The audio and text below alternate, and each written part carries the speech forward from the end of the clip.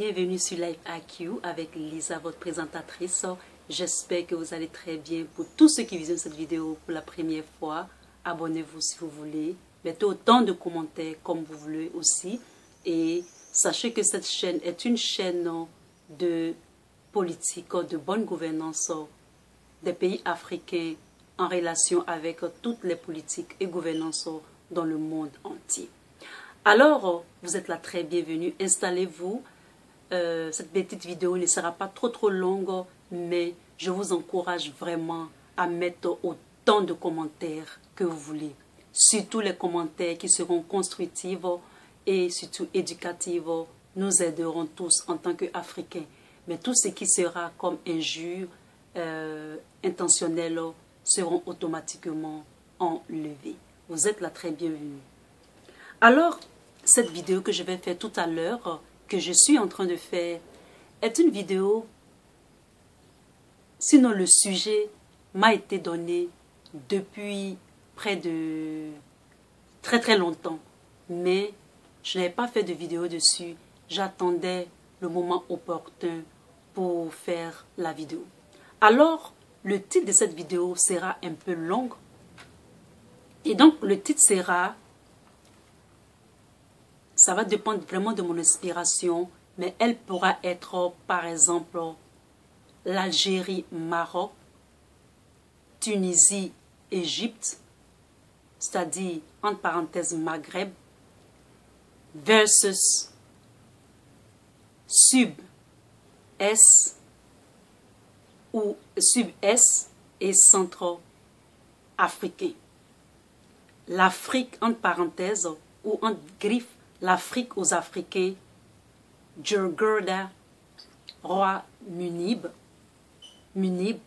berbère, utopie ou une réalité.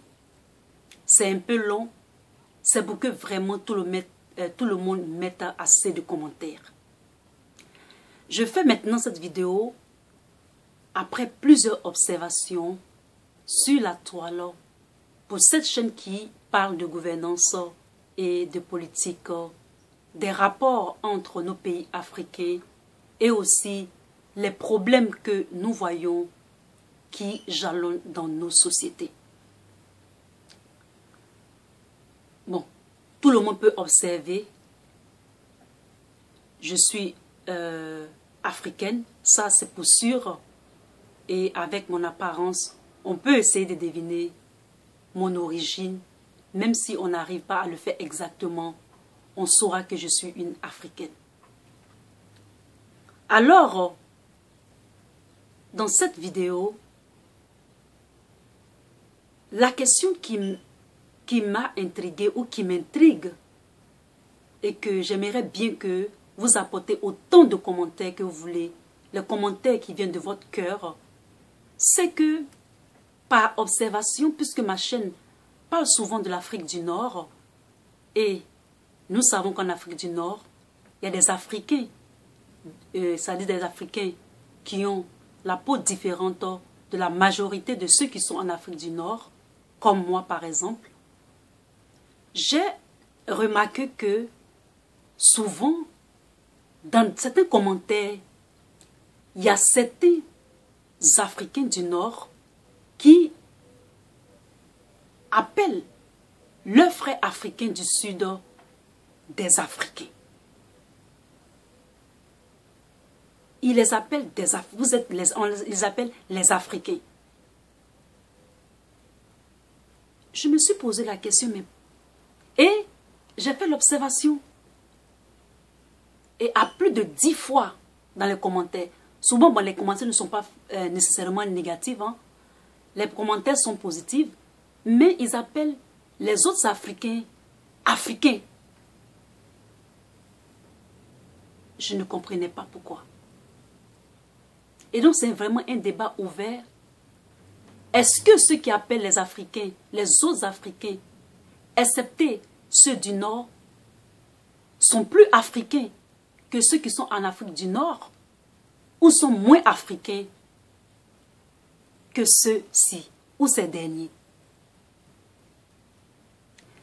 Je me souviens aussi par expérience quand je suis en Europe, souvent, ou bien quand je vais en Europe, souvent j'aime fréquenter les marchés, c'est-à-dire les marchés couverts, les marchés où on vend des produits frais, des produits de légumes, des produits vivriers, surtout des produits comme tout ce qui est les légumes. Et nos frères du Nord, souvent ont ces marchés-là et c'est un plaisir pour moi d'aller m'en procurer des produits et des légumes bien frais pour la cuisine. Et puisque je voyage beaucoup et je ne connais pas vraiment toutes les choses, souvent quand je vais faire les courses et que je pars au marché, dans ce beau marché de fruits et légumes, certains de mes frères, quand ils m'appellent ma cousine. Et moi, j'éclate de rire. Je trouvais ça vraiment, et je trouve ça marrant. Pour moi, ça fait tellement rire. Et j'étais contente, et je suis contente quand ils m'appellent ma cousine. Mais pourquoi est-ce que, deux fois dans mes commentaires, puisque moi je fais souvent les vidéos pour mes frères du Nord, ils mettent les Africains. Surtout quand tu parles des Africains subsahariens, ils les appellent les Africains. Alors est-ce une utopie ou une réalité? Ces personnes qui appellent les autres Africains, sont-ils complexés d'être Africains? Ou qu'est-ce qui se passe? Quel est le problème? Pourquoi ils appellent? Et beaucoup, en tout cas, sincèrement, il y a de nombreuses personnes. Ce n'est pas tout le monde, parce qu'on ne généralise pas ici, mais c'est juste que moi, Lisa, sur cette chaîne, je veux savoir pourquoi est-ce que certains appellent les Africains subsahariens des Africains. Je sais que quand tu vas en France, on ne dit pas les Français du Nord, on ne dit pas les Français du Sud, on dit les Français. On dit la France. Quand tu vas aux États-Unis, c'est vrai, les Américains noirs, on les appelle les Afro-Américains, mais c'est rare qu'on appelle les Américains blancs. On dit toujours les Américains. Mais par contre, la minorité, on les catégorise. Mais la plupart du temps, ce sont tous des Américains. Quand il y a les deuils, quand il y a les catastrophes naturelles, tout le monde devient américain. Et donc, eux, ils font la différence lorsque c'est les Américains du Sud, c'est-à-dire, par exemple, les Mexicains, les Vénézuéliens, les gens par exemple, du Brésil, etc. Pourquoi est-ce que nous, les Africains, nous faisons cette démarcation? Et donc, il y a un commentaire qui m'est venu, et cette personne disait que nous ne voulons pas de royalisme ou d'extensionniste. Alors, je peux répondre à cette personne, y a-t-il encore des terres en Afrique à conquérir? S'il y a encore des terres à conquérir, je serai d'accord avec cette idée de peut-être extensionniste ou royaliste. Nous savons que certains États africains ont encore le régime royaliste, mais est-ce qu'il y a encore des terres à conquérir? Est-ce qu'il y a encore des royaumes avec leur armée va conquérir encore ces terres qui sont inhabitées en Afrique? Il n'y a vraiment pas de terre à conquérir. Alors, dans cette même vidéo aussi, en passant, je fais un grand coucou à Rachid d'Algérie, qui a été vraiment superbe dans tous ces commentaires qu'il a mis sur la toile à propos des sujets sur LifeAQ. Rachid, je te fais un gros bisou et un gros coucou. Et c'est toi-même qui a fait que j'ai engagé ce sujet. Et tu as dit dans l'un de tes commentaires, c'est pas la peur de l'inconnu de l'Afrique, mais c'est à cause de la déstabilisation des forces extérieures envers l'Afrique et qu'ils construisent des guerres en Afrique pour que les Africains ne soient pas solidaires. Ce n'est pas que les Africains du Nord ni du Sud, etc. Mais c'est un problème, c'est le problème qu'il faut qu'ils récupèrent. Non, le problème est que ces Africains-là récupèrent leur fierté et arrêter de croire que l'Europe les protège ou l'extérieur les protège, et c'est le problème. Et Rachid a dit, le problème, c'est-à-dire la résolution qu'il a donnée, vous pouvez comprendre un peu ce qu'il voulait dire. Il voulait dire que c'est parce que on écoute trop l'extérieur, qu'on a cette...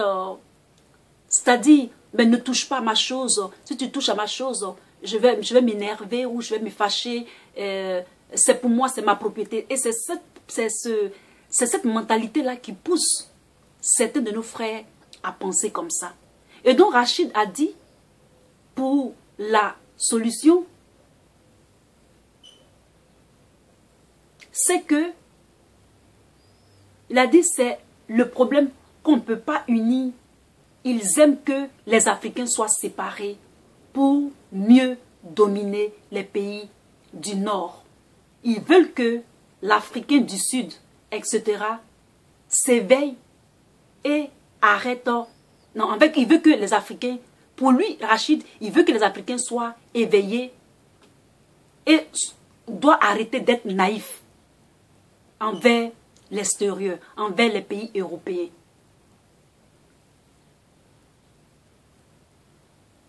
Et pour lui, c'est une vérité. Et donc, voici un peu le discours de notre frère Rachid, que j'adhère. Parce que, quand tu vois comme quelqu'un, comme un threat en anglais, ça veut dire comme une menace, tu te protèges. Si la personne devient une menace pour toi, tu as peur. C'est comme si c'était une auto-défense. Une autodéfense déjà prête. On sait que les subsahariens ne font plus de conquêtes. Et même s'ils doivent faire des conquêtes, il y a des armées qui sont là dans nos pays respectifs. Donc ils ne viendront pas envahir les Africains. Notre population africaine est de plus en plus croissante.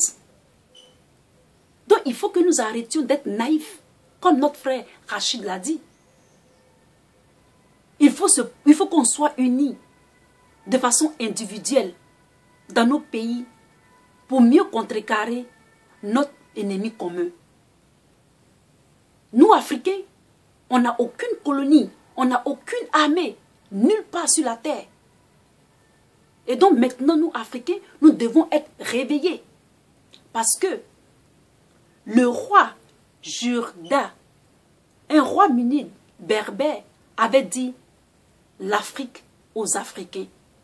Et on dit aussi qu'il y avait un autre qui s'appelait Saint-Donat qui avait repris cela en disant que l'Afrique aux Africains. Si vous avez aimé cette petite vidéo, mettez un thumb up pour votre Lily. Mettez autant de commentaires que vous voulez. Et à très bientôt. Je vous aime. Bye. Peace.